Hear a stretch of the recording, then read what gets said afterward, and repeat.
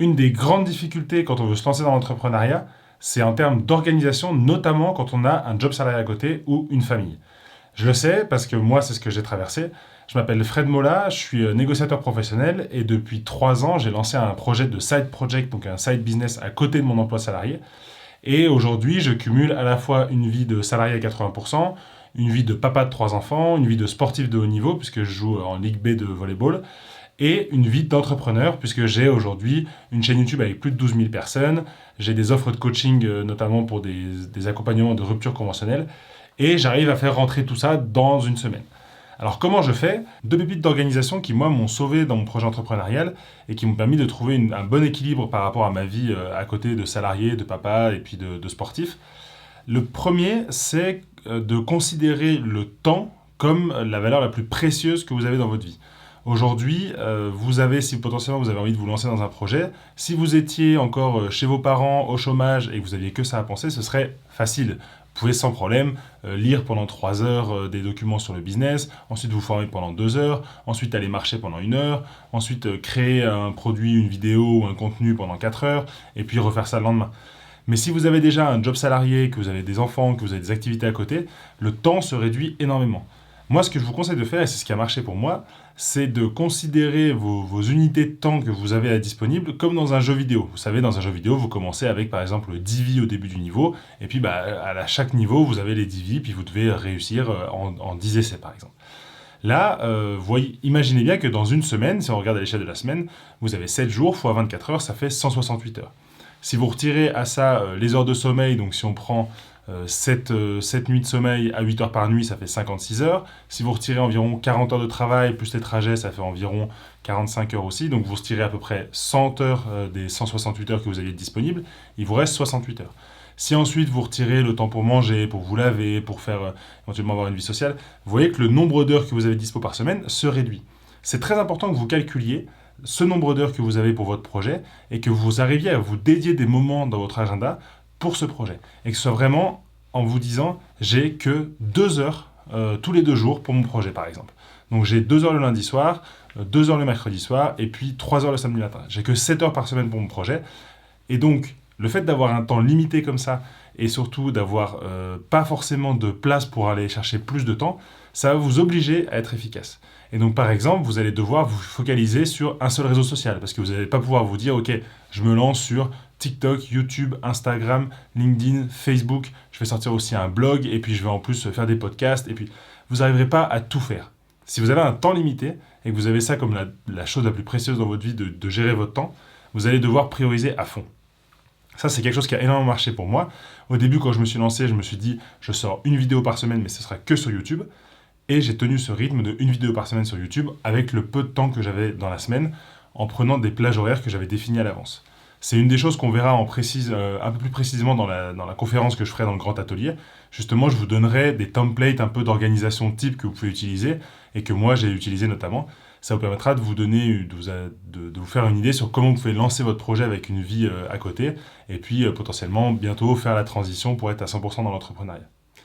Et la deuxième pépite que je voulais vous partager, et qui a aussi beaucoup marché pour moi, c'est d'essayer de faire en sorte que chaque contenu que vous allez faire, chaque vidéo, chaque post LinkedIn, chaque formation que vous allez lancer, chaque Reels que vous allez faire sur Instagram et tout ça, préparez-le et imaginez-le comme si c'était celui qui allait tout péter. C'est-à-dire, au début, quand vous allez commencer, vous allez avoir une visibilité assez réduite. Peut-être que vos vidéos feront 100 vues, 150 vues. Et donc, vous pourrez vous permettre de faire des erreurs parce qu'il y aura peu de gens qui le verront. Mais si vous voulez vraiment faire un contenu qui va un jour exploser, puis vous ramener de la visibilité et donc des clients et donc faire décoller votre business, et c'est pour ça que vous êtes là aujourd'hui, c'est important d'imaginer chaque contenu comme si ça allait être le contenu qui allait être vu par 1 million de personnes. Et potentiellement, si demain il y a 1 million de personnes qui voient ce contenu, est-ce que vous avez envie qu'il y ait des regards qui sont pas dans la caméra, que vous soyez peut-être, vous n'ayez pas fait le bon appel à l'action à la fin de votre vidéo, que vous ayez fait une blague un peu douteuse. Si c'est le contenu qui va tout péter, vous n'avez pas envie qu'1 million de personnes tombent là-dessus. Donc le fait d'avoir cette règle de se dire, je vais toujours créer un contenu qui soit un petit peu meilleur que le contenu d'avant et que je l'imagine en me disant si c'est ce contenu-là qui pète, qu'est-ce que je veux que les gens y voient?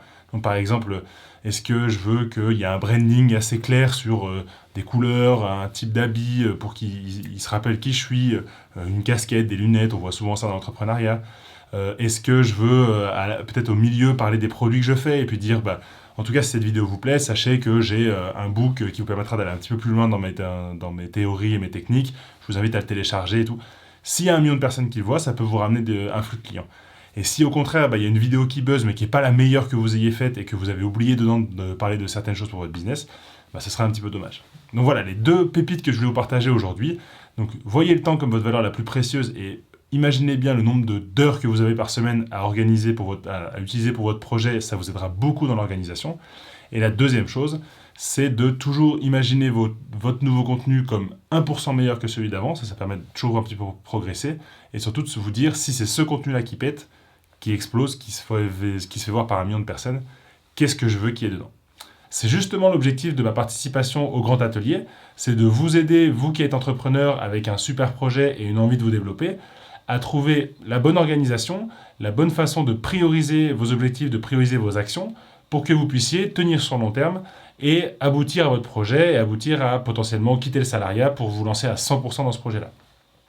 Si moi j'ai réussi à le faire, vous pouvez tout à fait le faire. Et je connais plein de gens qui ont réussi à développer des projets à côté du salariat. Donc si aujourd'hui vous êtes dans une situation où vous avez un projet mais vous savez pas exactement comment le transformer, si vous êtes dans une situation où vous avez l'impression de ne pas trouver du temps nécessaire pour pouvoir publier sur les réseaux sociaux et commencer à affiner une offre que vous pouvez vendre, si vous avez l'impression d'être trop chargé mentalement par la gestion de la maison, des enfants et de votre job salarié et tout ça, venez assister à mon intervention qui sera dans le Grand Atelier, puisque je vous partagerai tous mes conseils et toutes mes astuces de mes 3 dernières années où j'ai cumulé justement ces différentes casquettes. Et on verra notamment, alors une des choses que je voudrais vous partager en particulier, c'est une organisation qui, moi, a fonctionné, une organisation de semaine, étape par étape, je dirais jour par jour, sur comment on fait pour faire tout rentrer quand on a à la fois un projet entrepreneurial et à la fois une vie de famille et un job salarié. On verra notamment ensemble aussi quelques grands principes qu'on entend souvent dans l'entrepreneuriat. Brûler les bateaux, est-ce que c'est une bonne idée? C'est-à-dire de tout laisser tomber pour se lancer dans son projet. Est-ce que c'est une bonne idée quand on a déjà des responsabilités, une vie de famille, peut-être un crédit ou des choses comme ça? On verra qu'il y a peut-être d'autres principes, d'autres préceptes aussi d'organisation qui peuvent vous servir, notamment le principe de One Thing, donc comment se focaliser sur une seule chose, un seul réseau social, une seule offre, une seule niche. Donc voilà, ce sera le but de mon intervention dans le Grand Atelier. Je me ferai un plaisir de voir ça avec vous. Ce sera vraiment de se concentrer sur comment réussir sa reconversion professionnelle du salariat à l'entrepreneuriat en passant par cette phase de side project potentiel et puis pour après ensuite un jour potentiellement quitter le salariat pour faire ça à 100%. Je me réjouis de vous retrouver en tout cas et puis ce sera l'occasion pour moi d'échanger avec vous et de répondre aussi à toutes vos questions. On se voit très bientôt. Et pour pouvoir mettre en application la méthode que Fred te propose, je t'invite à t'inscrire au Grand Atelier, le lien est juste en dessous.